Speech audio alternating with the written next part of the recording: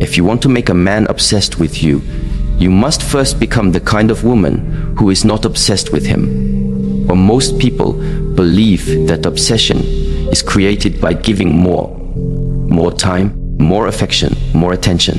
But obsession, true obsession, is born not from excess. It is born from absence, from inner stillness, from what a man feels about himself when he is in your presence. A man becomes obsessed not when you flatter his ego, but when you make him question who he must become to stand beside you. And here lies the paradox. To awaken the deepest loyalty and longing in him, you must be willing to disrupt the part of him that seeks comfort over growth. You must be the mirror that reflects back his unrealized potential, not his polished pride. When you stop reacting to his ego, when you withdraw emotional permission from his lower self, he doesn't forget you, he replays you. And the more still you become, the louder your absence echoes. There is a silent force that drives nearly every choice a man makes, his ego. And while most people fear it, flatter it, or fight it, few understand its true nature. The ego is not the enemy. It is not even the truth of who a man is. It is simply a mirror, one that reflects back how he perceives his own worth in the presence of others. To influence a man's behavior, you must stop trying to manipulate him directly. Instead, understand what version of himself he sees when he is with you. If your presence amplifies the image he holds of himself as valuable, capable, admired, he will gravitate toward you, not because of you, but because of how he feels around you. Conversely, if your presence disrupts that image, challenges it, questions it, exposes its fragility, his ego will flinch. But over time, if he is a man of substance, he will not run from that reflection. He will obsess over it. He will seek it, not because it flatters him, but because it awakens something he has not yet mastered within himself. This is why some women are quickly forgotten and others, though they say very little, do very little, linger in a man's memory like an unanswered riddle. It is not what they gave, but what they reflected. There is a story often told in monasteries about a young man who seeks out a master after experiencing deep rejection from a woman he loved. He approaches the master and says, "She shattered me. Her silence, it was unbearable." The master replies, "No, her silence did not shatter you. It revealed the parts of you that were already broken." The young man grows angry. "So she's not to blame for my pain." The master looks at him and says, "Pain is a teacher. Do not blame the teacher for showing you what you still need to learn." This is the power of reflecting rather than reacting.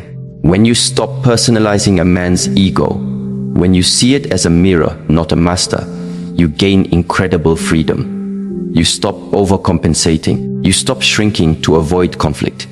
You stop performing roles that were never yours to play. Instead, you become grounded, clear, calm. There's a quiet kind of strength in a woman who no longer dances for approval. She doesn't try to inflate a man's ego to make him stay, nor does she seek to punish it when he pulls away. She simply mirrors back whatever truth he is unwilling to face within himself, and that, paradoxically, is what makes her unforgettable. A man's ego, by design, resists what it does not understand. But once he begins to associate your presence with deeper self-awareness, something subtle begins to shift. He may resist at first. He may even retreat. But if he has the capacity for growth, your presence will plant a seed in his mind that grows quietly in his absence. He will begin to question himself, not in the way that weakens him, but in the way that evolves him. The greatest impact you can have on a man is not through your words, but through your state of being. You do not have to be loud to be heard. You do not have to be dramatic to be felt. You simply have to be aligned, inwardly still, emotionally sovereign, boundaried in your energy, yet open in your presence. when a man experiences this, he realizes that you are not seeking to control him. You are inviting him to meet you where depth resides. This requires discipline. It requires patience, and it requires emotional maturity, especially when his ego reacts with defensiveness, withdrawal, or false bravado. But if you respond with stillness rather than reactivity, you teach him something profound. You teach him that not everything is about him. You teach him that your peace is not a reaction to his behavior. It is your natural state, and that realization will unsettle him more than any accusation ever could. Reactivity feeds ego, but observation disarms it. This is where true power begins to unfold. The second teaching. Emotional non-reaction is not indifference. It is not coldness. It is not pretending not to care. It is choosing not to participate in the chaos of another person's inner storm. When you can stand still while someone else thrashes in emotional confusion, you become the grounding force they didn't know they needed. Think of a mountain. It does not lower itself to meet the clouds. It simply exists, solid, immovable, quietly aware. Storms may come, winds may scream, but the mountain does not shout back.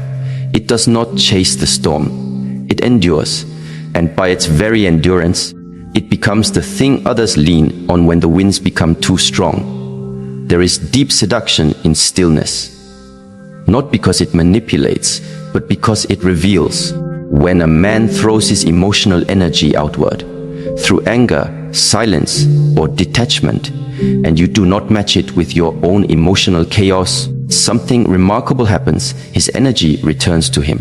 He is left to feel the full weight of his own projection. And in that space, he is forced to confront it. This is the mechanism by which obsession forms. Not through control, but through inner mastery. There's a neurological process called mirror neurons, cells in our brain that allow us to mimic the emotional states of those around us. When you remain emotionally still, the person in front of you cannot escalate.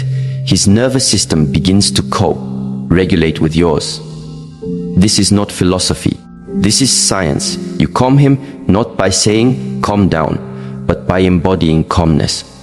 But here is the deeper layer. When you withdraw emotional reactivity from a man who thrives on ego reinforcement, you remove his ability to define himself through your response. He can no longer measure his worth by whether you chase, argue, or cling.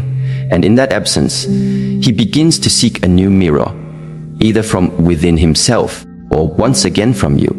But this time, he must approach with a different energy, less performance, more presence. There was once a woman who dated a man very much ruled by his ego. He was charming, powerful, and deeply insecure. Whenever he felt her pulling away, he would flood her with affection. And whenever he felt secure again, he would withdraw. One day, she stopped reacting. She stopped trying to decode him, fix him, or soothe his ego. Instead, she focused on her breath, her posture, her internal stillness. She became rooted in herself, and suddenly, he became agitated, confused. Why wasn't she responding? Why wasn't she reacting? He came to her and said, "Do you even care?"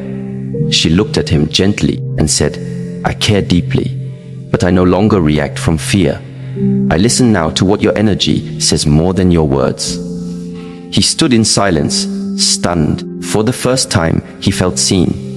Not in the way that made him feel adored, but in the way that made him feel exposed. You see, to hurt a man's ego is not to insult him or belittle him. That's immature and unwise. To hurt a man's ego, if it is to have any transformational value, is to stand so deeply in your own truth that the false part of him has nowhere left to hide. You don't raise your voice, you raise your vibration. And in that elevation, he must choose to rise with you or fall away. But do not fear the falling away. That too is wisdom, because the more you react from emotion, the more you blur the lines between what is yours and what is his. You begin to carry his insecurities as your own. You begin to walk through life adjusting your light so it does not offend his shadow.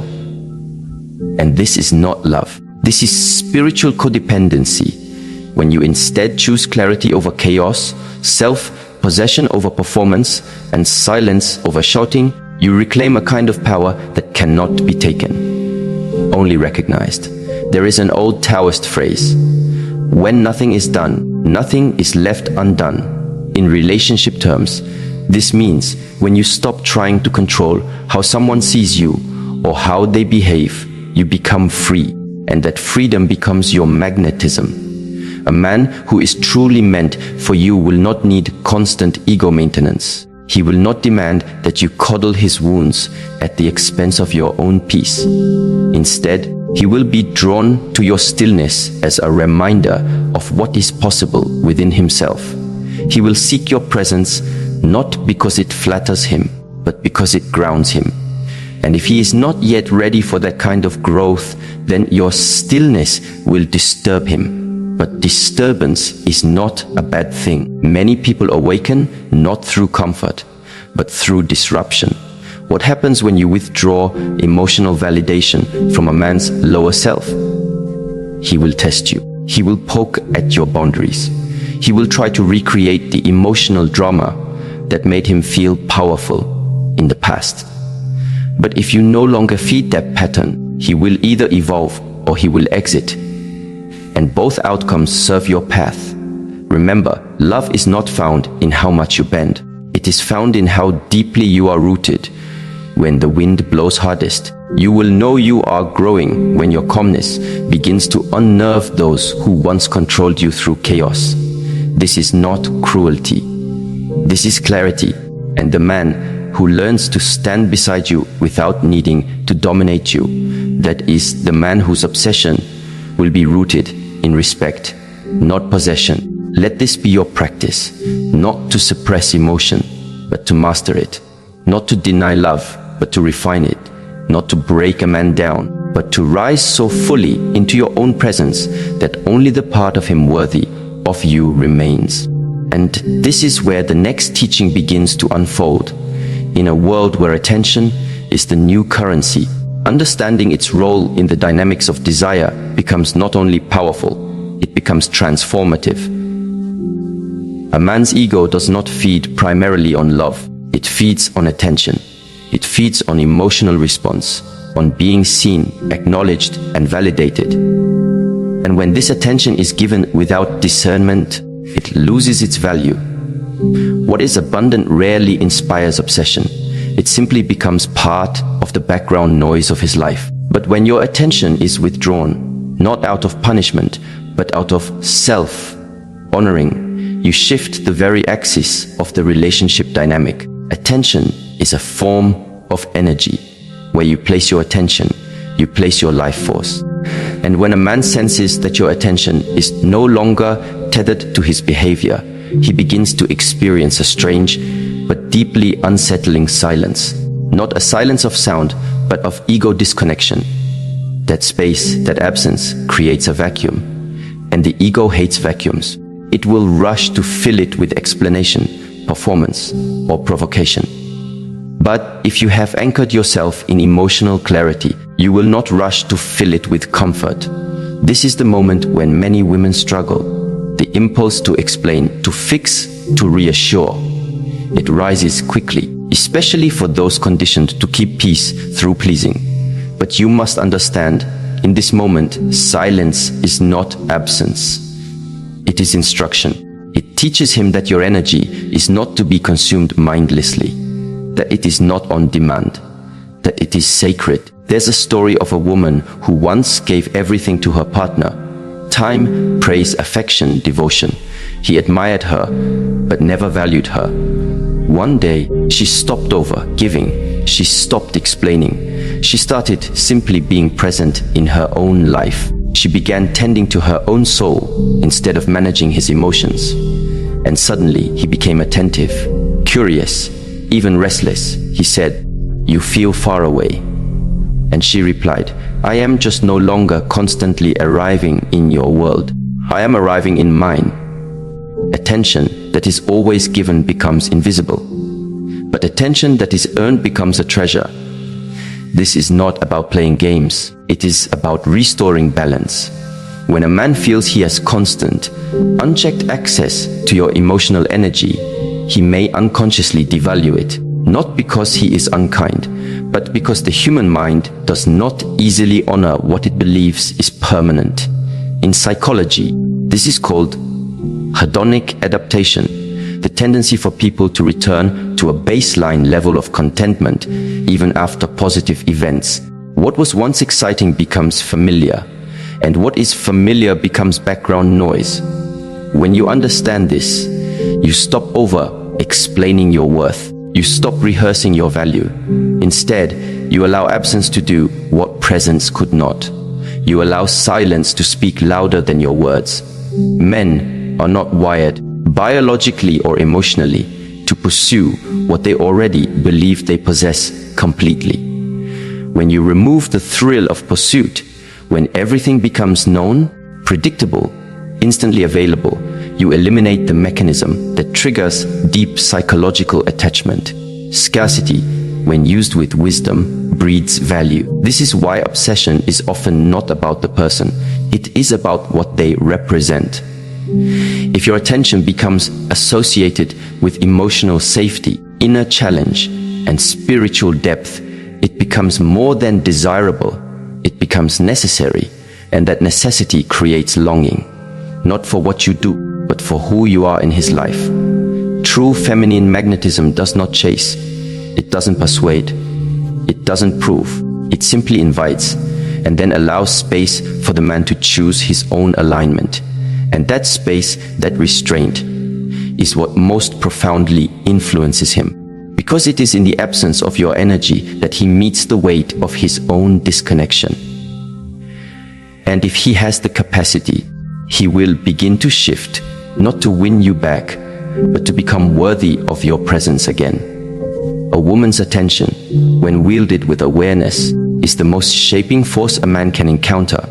It either enables his comfort or activates his courage. And the difference lies in how consciously it is given. When your attention is reactive, based on his moods, his distance, his approval, you become emotionally enslaved to his rhythm. But when your attention is deliberate, anchored in your own energy, your own standards, you become emotionally sovereign. To reclaim your power in a relationship, you must understand that obsession is not created by giving more.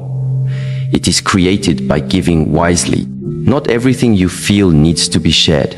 Not every distance he creates needs to be bridged. Not every silence he offers needs to be filled. Sometimes, what he needs most is not more of you. It is more of himself. And your absence is the mirror in which he sees what he has been avoiding. This leads us to the deeper layer. Masculine obsession is not born from comfort alone. It is born from polarity, a delicate balance of emotional safety and inspired challenge. A man becomes attached not just to the woman who soothes him, but to the woman who stretches him, who calls him not with force, but with frequency, who says, through her presence, you may rest here, but only if you rise to meet the version of yourself I see in you. This is the secret tension that creates depth in relationships. Safety without challenge becomes stagnation. Challenge without safety becomes trauma. But when both exist simultaneously, when a man feels emotionally accepted and yet subtly called to rise, he develops not just affection, but devotion. Devotion is not built through appeasement. It is built through transformation. There is an ancient parable about a warrior who fell in love with a healer. She did not flatter him. She did not fear him. She did not try to tame him. She simply lived her life with such integrity, presence, and peace that he began to question the nature of his own strength. He asked her one day, "Why do you never try to win me?" And she said, "Because I do not seek to possess what I know is not ready to stay." He remained silent for days, and when he returned, he had laid down his sword, not for her approval, but because he realized he no longer needed it to to feel strong in her presence. This is the challenge that inspires a man, not criticism, not comparison, but presence. A woman's presence that does not shrink, does not chase, and does not perform, but invites, quietly, calmly, relentlessly invites, not through words, but through alignment, through consistency, through boundaries, through love that is fierce not in tone, but in clarity. Men are wired, psychologically and biologically, to seek growth through resistance. In the gym, muscles are built through tension and release. In life, the masculine psyche is shaped the same way. He must feel the resistance of a woman's self, respect before he can grow into his higher self, not because she forces him, but because she refuses to enable the parts of him that are not worthy of her.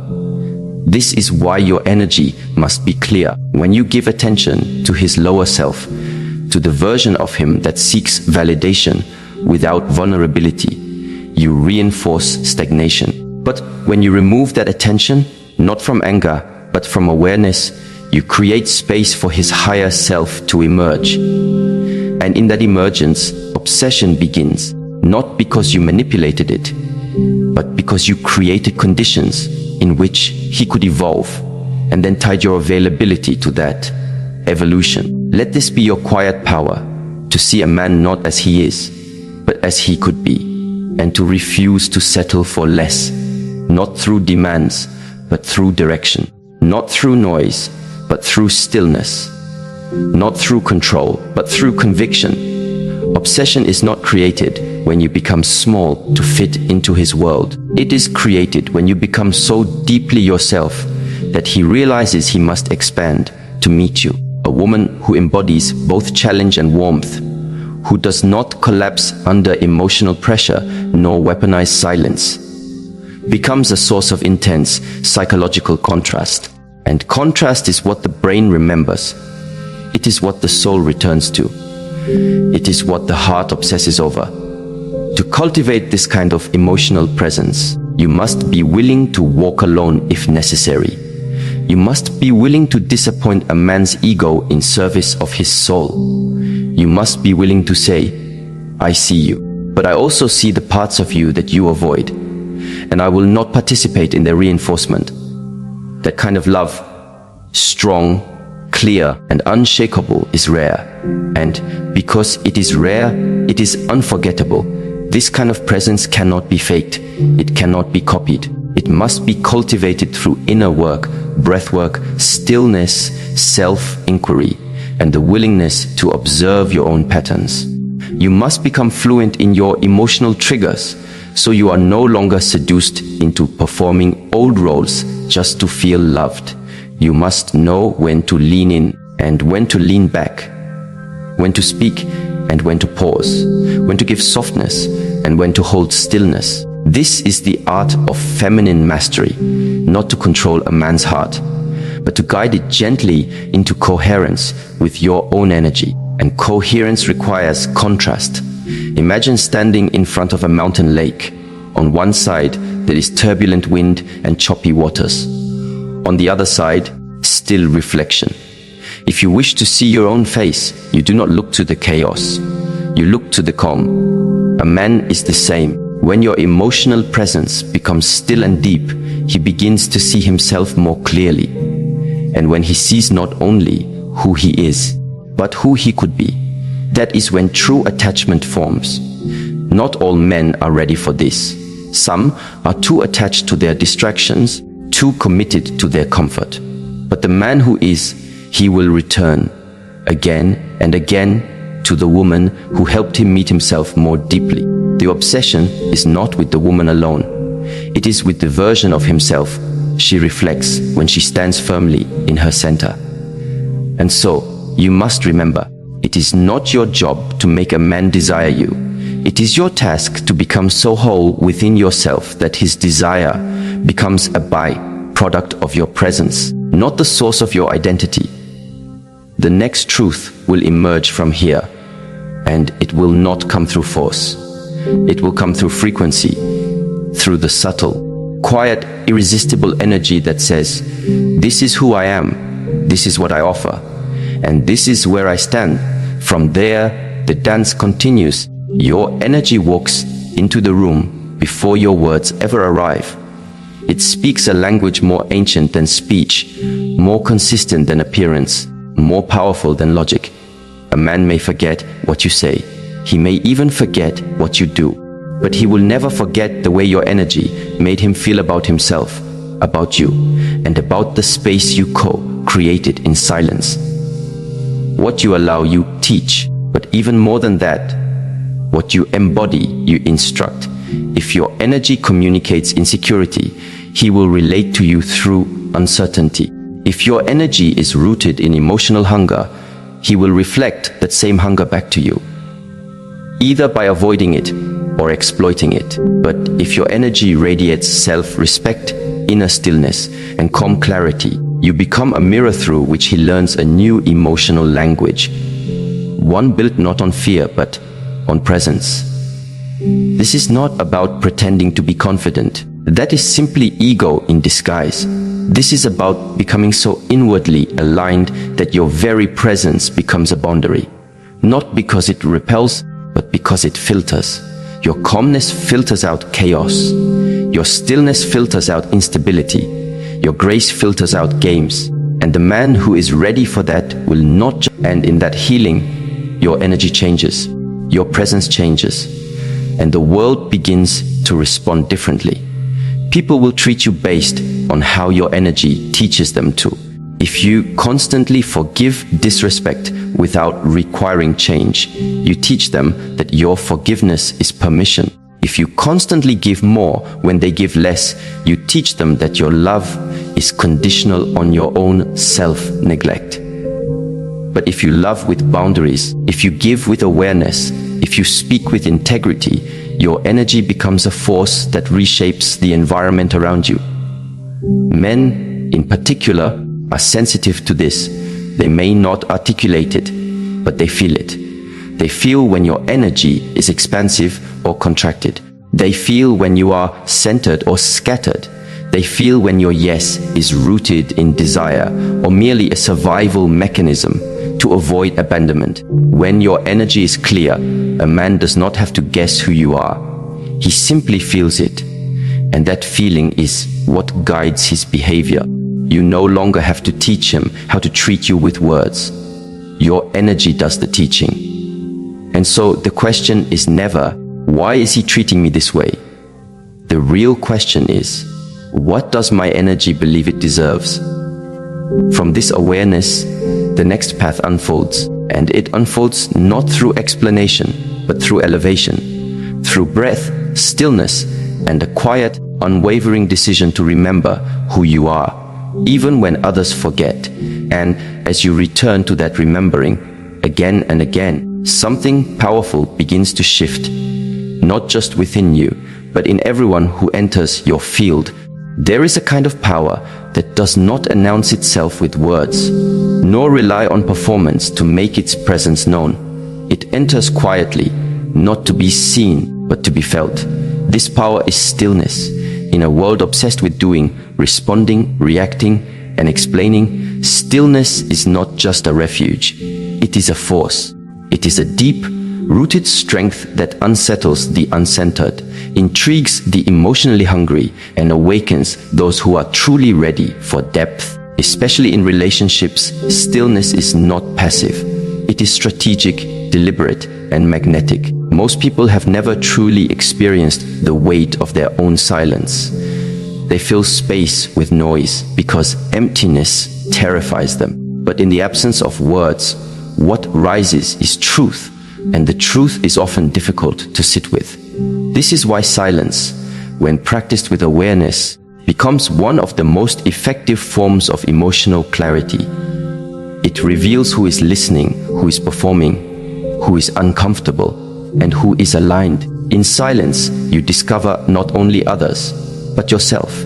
Many women fear silence in relationships because they equate it with rejection, with coldness, with emotional distance. But silence is only harmful when it is a weapon, when silence is intentional, not as avoidance, but as clarity. It becomes an amplifier of presence. It teaches you how to sit with the discomfort of not being validated, not being chased, not being instantly understood. And in that discomfort, you find sovereignty. The stillness we speak of here is not merely the absence of speech. It is the stillness of emotional non-reaction, the stillness of inner alignment, the stillness of not needing to fix, explain, or prove anything. It is the space between your trigger and your response. It is the moment where you could raise your voice. But choose to raise your awareness instead. When you are still in the face of emotional chaos, you become the grounding force in the room. Others may not recognize it consciously, but on a biological level, they feel it. The nervous system craves regulation. It seeks resonance. And when your energy does not escalate with drama, it becomes a lighthouse for those who are lost in their own emotional turbulence. This is not just spiritual. It is physiological. Mirror neurons in the brain respond to the emotional states of others. When you are agitated, the other person becomes more agitated. When you are calm, they begin to settle. But here lies the difference if your stillness is fake. If it is layered with suppression, resentment, or hidden manipulation, people will feel that too. True stillness has no agenda. It does not try to control. It simply is. In relationships, especially romantic ones, silence and stillness can shift the entire emotional landscape.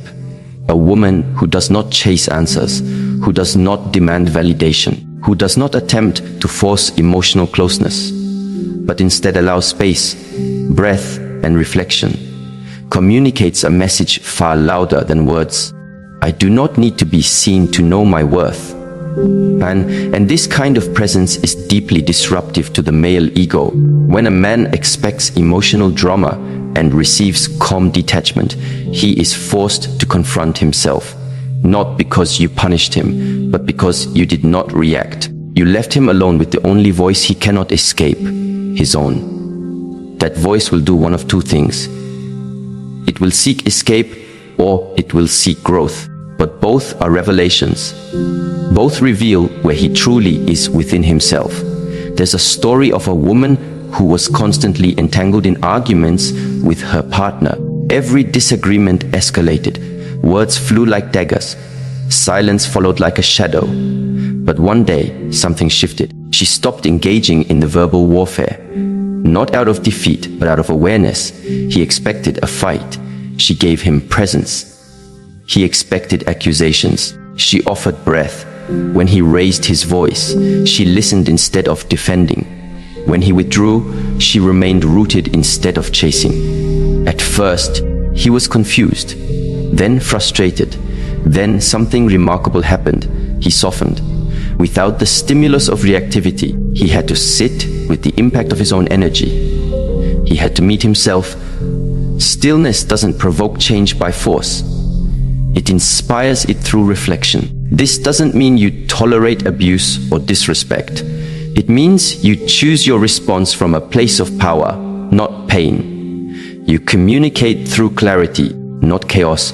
You withdraw not to punish, but to preserve your peace. And in doing so, you invite a deeper kind of relating.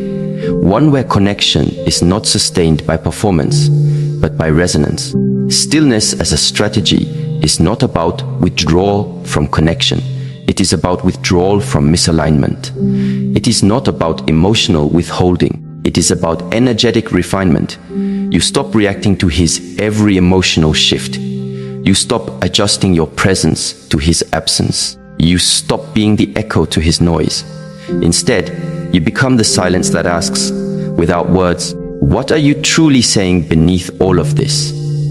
This kind of woman is not easy to forget. Not because she is loud, but because she is rare. She does not perform to be loved. She does not explain to be understood. She trusts that the right man will feel her truth, not just hear it. And the man who cannot feel it, he is not ready. He is still in need of mirrors that reflect his performance, not his potential. Let him find those mirrors. You are not one of them. A woman rooted in stillness becomes a disruptor of unhealthy cycles. She does not play the role of rescuer, fixer, or emotional caretaker. She plays the role of herself, fully, unapologetically, quietly. Her silence is not absence, it is instruction. It says, "This is the space in which you may choose to meet me or lose me, but I will not lower myself to be seen." This kind of energy changes relationships. Men become more introspective around her. They speak less to impress and more to connect. They slow down. They listen more. Why? Because she is not pulling at them. She is not demanding anything. And in that non-demand, their defense is lower. Their own stillness begins to emerge. Not all men are ready for this. Many are addicted to chaos, to emotional adrenaline, to the high of conflict and reconciliation. They mistake drama for passion. They believe love must be loud to be real. And when faced with a woman who does not rise to their chaos, they may feel abandoned. Not by her, but by the emotional games that once made them feel in control. Let them feel that loss. It is sacred. It is instructive. Stillness reveals truth, and truth reveals compatibility. When you embody stillness, you begin to see things more clearly. Not just in him, but in yourself. You see when you are compromising out of fear. You see when you are speaking just to fill space. You see when your silence is pure and when it is poisoned by pride or passive aggression. And from that awareness, you evolve. Because stillness is not just a tool, it is a practice. It must be cultivated daily, through breath, through intention, through the willingness to be misunderstood in the short term in order to be deeply respected in the long term. It requires you to release the need to be right, to release the need to be immediately validated. It requires you to stop speaking just because there is discomfort in the room. And it requires you to hold space for others, not by rescuing them from their feelings, but by trusting their process. This is especially important with men. Men are often taught to hide their emotions beneath action, withdrawal, or silence. When you react to this with fear or chasing, you reinforce his belief that vulnerability is dangerous. But when you remain still, present, open, yet boundaried, you create the conditions for his deeper self to emerge. This doesn't happen overnight. It happens in moments. Small, quiet moments. He says something unkind, you breathe. He withdraws, you stay present. He tests your silence, you do not explain. In these moments, your energy is louder than his voice. He begins to associate your stillness with safety, with clarity, with truth. And in a world where most people react out of fear, your refusal to react becomes a sanctuary. Stillness is not the same as silence. Silence can be empty. Stillness is full of awareness, of power, of calm certainty. When you speak from stillness, your words land differently. They don't just reach his ears. They reach his body, his heart, his breath. He may not even understand why, but he will feel the difference. He will feel that you are not speaking from need, but from knowing. And that knowing is what creates lasting impact. Many women believe they must explain themselves to be understood. But often, explanation dilutes clarity. The more you explain, the more you invite debate.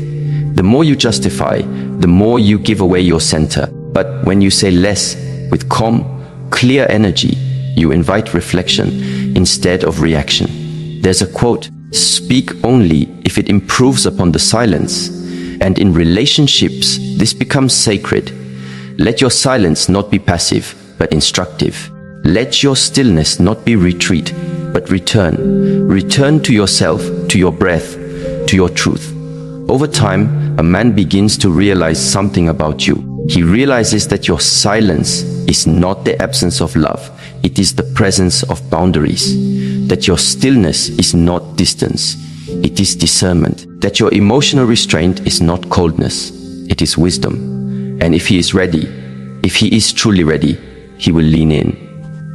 Not to perform, but to listen. Not to control, but to connect. But he must come in silence too. He must meet you not with noise, but with presence. Because only in stillness can two truths recognize one another. Only in stillness can love be heard. Only in stillness can hearts return home, not to each other, but to themselves. From that place, something new begins, and it does not require noise to be known. It requires presence, attention, and a breath that says, I am here, not to be rescued or chased, but simply to be seen as I am. This is the silent language of power, and those who are meant for you will hear it, not with their ears, but with their soul, and they will answer, not with words, but with their own stillness, their own breath, their own readiness. And the story will continue from there. When you understand a man's ego, not as a thing to control, but as a mirror reflecting your own energetic boundaries, a deeper kind of wisdom unfolds. You realize that obsession is never truly about possession. It is about presence. Not noise, but resonance. Not performance, but alignment. You do not need to shrink yourself to be adored, nor become louder to be heard. Your silence can speak. Your boundaries can lead. Your stillness can inspire.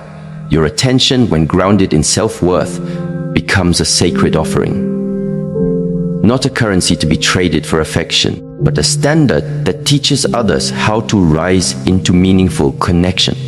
Relationships, at their highest expression, are not games of strategy. They are echoes of inner mastery.